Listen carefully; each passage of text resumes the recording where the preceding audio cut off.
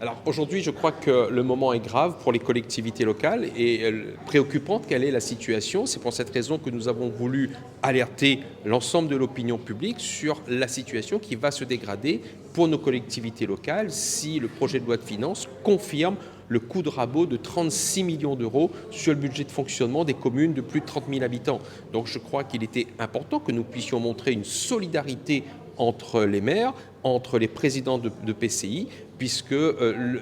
l'impact qu'il va y avoir sur les collectivités va forcément avoir un impact à la fois sur les actions que nous menons en direction de nos populations respectives et puis des impacts sur le monde économique, puisque je rappelle que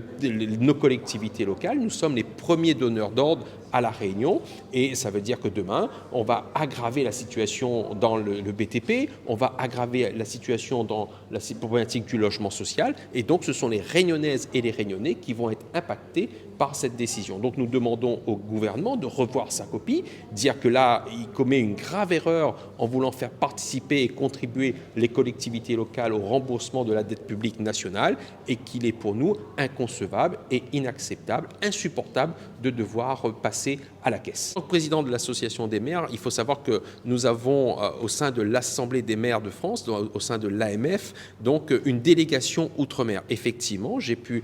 échanger avec les différents présidents des AD